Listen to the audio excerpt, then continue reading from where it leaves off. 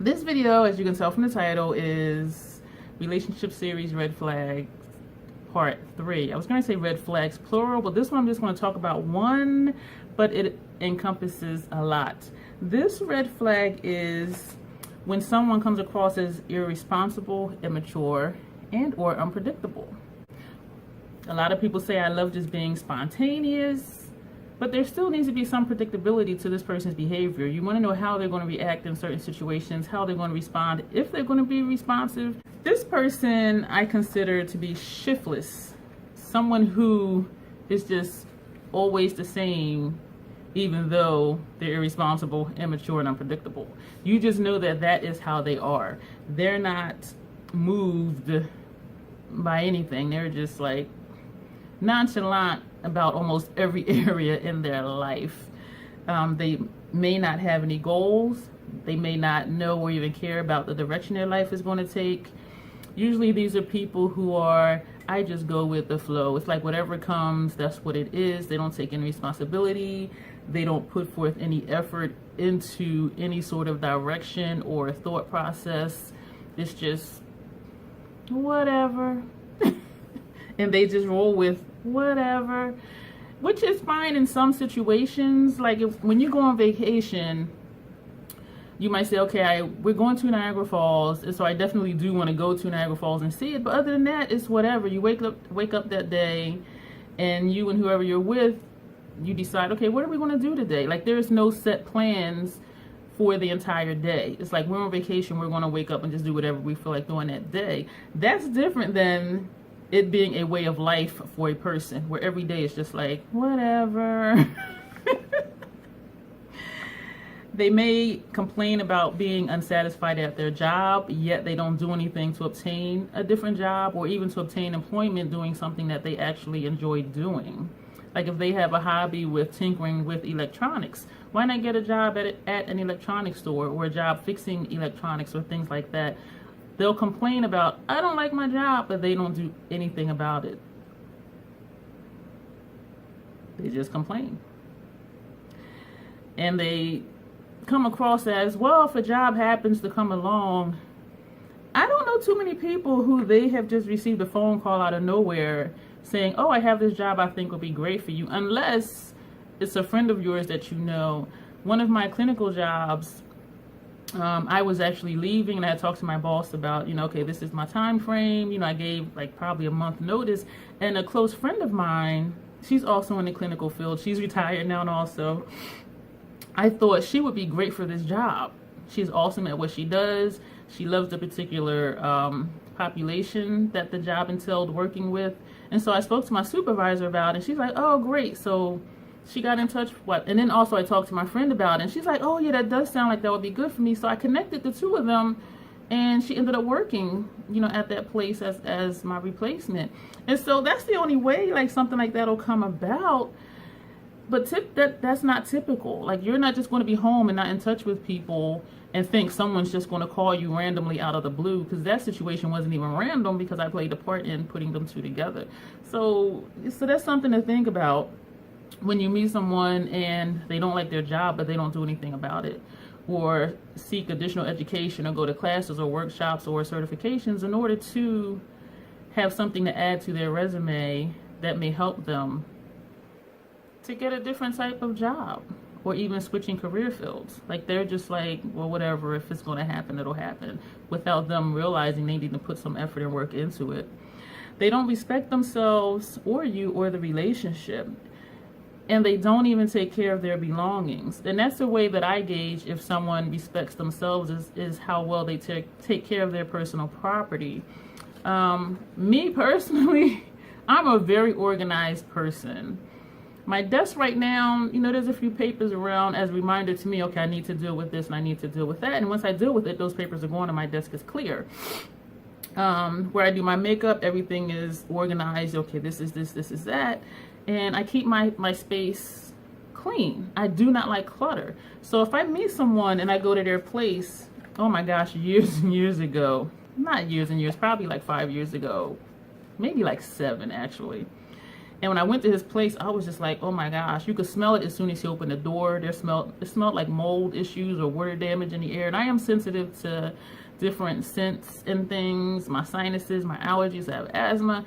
And as soon as I walked in, number one, I saw all the clutter. I could smell like mold or mildew. And he had like clothes everywhere, dust and just spider webs, and then I saw little critters. I was just like, oh hell to the no. And the way he kept his belongings, when he would come visit me, the relationship was short-lived, okay? It was short-lived. But when he would come to me, he would just like lay things around. He wouldn't clean up after himself. He ruined a few of my things just by not being careful with things. And I'm just thinking like, why is he like messing up my stuff? He carried something in and it like hit the walls, and so now there's like scrape marks on the walls, and it's flat paint. I'm in an apartment, you know they don't use quality paint. But I'm just saying, like, I've been here for years and the walls look fine, and then I start dating him and there's just like gouges in the walls, scraped paint and things like that. And I'm just like, this dude just does not care. And then when I thought about it, I said, if he doesn't take care of his own stuff, he's not going to take care of my stuff. And I found that that is across the board. Typically, if someone doesn't take care of their own possessions, if they don't take care of their own personal space, they're not going to respect and take care in your personal space. Because how they live is how they live, and that carries over into other areas of their life. Unless you specifically say something. I have a no shoes house. You come in, you take your shoes off at the door, and I have little area rugs or any of these little rugs over here by the doors where you can leave your shoes. And so when people come in, I will say, can you leave your shoes on one of these little rugs over here by the door? Someone who is not in tune to that, they'll just come in and see shoes over by the door, and they'll just walk in tracking in dirt and mud. And I'm like, dude, like, they just don't think about why things are the way they are. Their mindset is, I'm gonna just go in and I'm gonna treat this place as if it's my own, when it's like, this is not your own. You can tell by looking around, this is not how you live. So anyway, so that is a part of just being irresponsible and immature. Like, they don't realize that your environment, even though they can look and see that it's completely different than theirs, it doesn't register for them to treat your property and your space differently than they treat their own. They can be extremely moody, have temper tantrums, and also what I call emotional temper tantrums. They can be verbally, physically, or mentally abusive, and they're unable to effectively handle even the smallest crisis in their life, which means they're not going to be capable of helping you through yours. If they can't handle their own emotions about their own stuff, they're not going to be able to be a support person for you if you have trouble in your life. And because they're so nonchalant about almost everything, even if something really great happens to you, they'll just be like, oh, okay, that's nice. Like, they just don't really have any emotion. They're not really moved by anything, whether it's good, bad, or indifferent. And because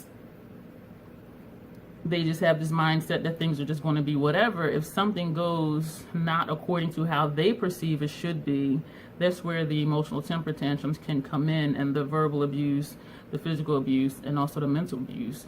They may just become loud and rowdy. You're like, well, why are you complaining? I'm gonna give you a perfect example. The bum dude, someone had called, and so he sat on the arm of my sofa. I have a full-length sofa. I'm 5'7.5". When I lay flat on my sofa, there's still like 2 inches at the foot and 2 inches at the head. So it is the long, full-size sofa. And so I was watching him like, why is he sitting on the arm of my sofa? And then I kind of got upset, like, he's not going to break up my stuff. Because his stuff was, he actually didn't really even have sofas. He had just different chairs around his apartment. So anyway, when he got off the phone, well, actually when he was on the phone, I said, babe, can you not sit on the arm of the sofa? And so he got up and he just went and actually sat on the sofa. When he ended his phone call, he was like, why did you tell me not to be sitting on your chair? You know, when I'm home, I don't even sit on the arm of my chair. And And I'm like, yo, like, can you like tone it down a little bit? First of all, at home, you don't even have a sofa. And number two, I didn't accuse you of intentionally attempting to damage my furniture. All I did was ask you not to sit on the arm of the chair. And I said it calm and quiet. So I was just like, why is he having this fit over me just saying, can you not sit there like that?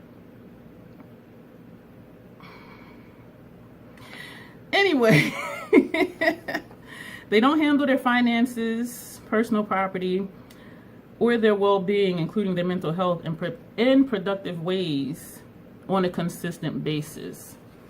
Okay, they'll pay their bills last minute, or they may wait until they get notices in the mail because they don't think ahead of time, like, oh, I need to handle these responsibilities. And I already talked about them not handling their personal property well, or their mental health.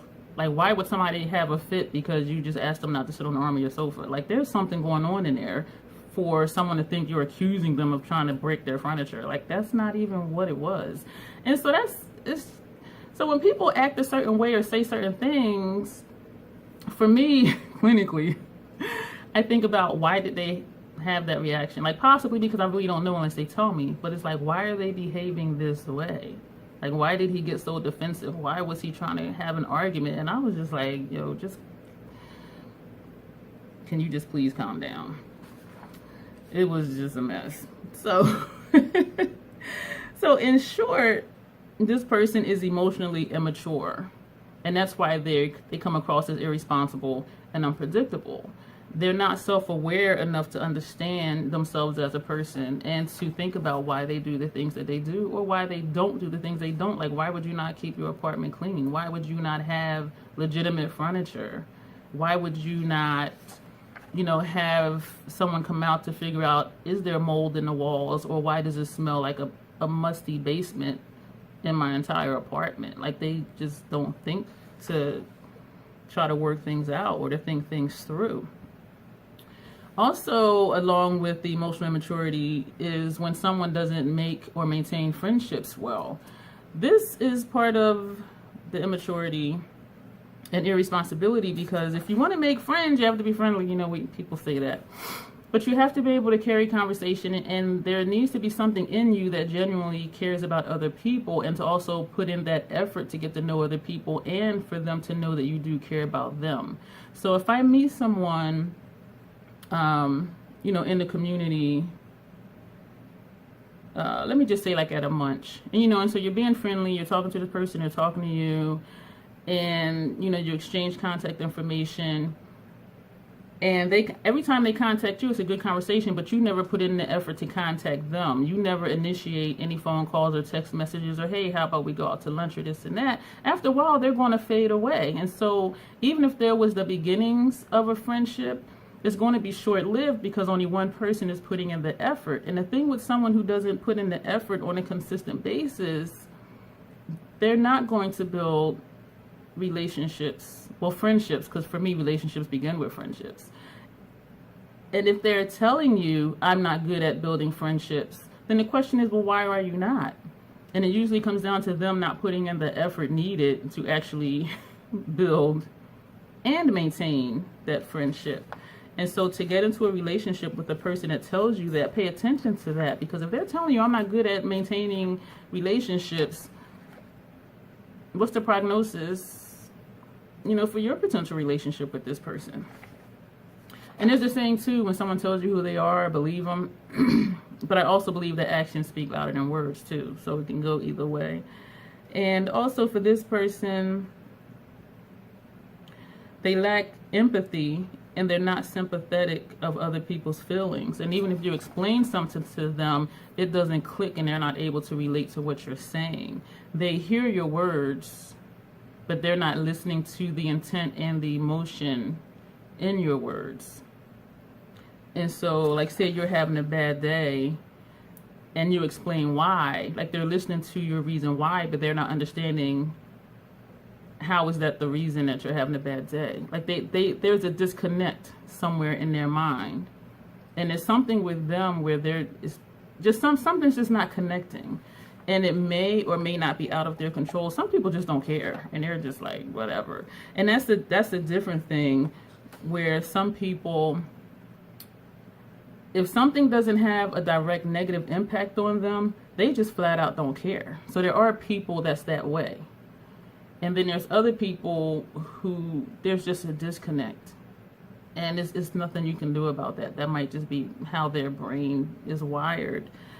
But for you, if you're someone that wants that person to understand you and why you feel the way you do, you'll end up being exhausted trying to explain things and feeling like, why are they not getting it? Or why is it that they seem like they don't care?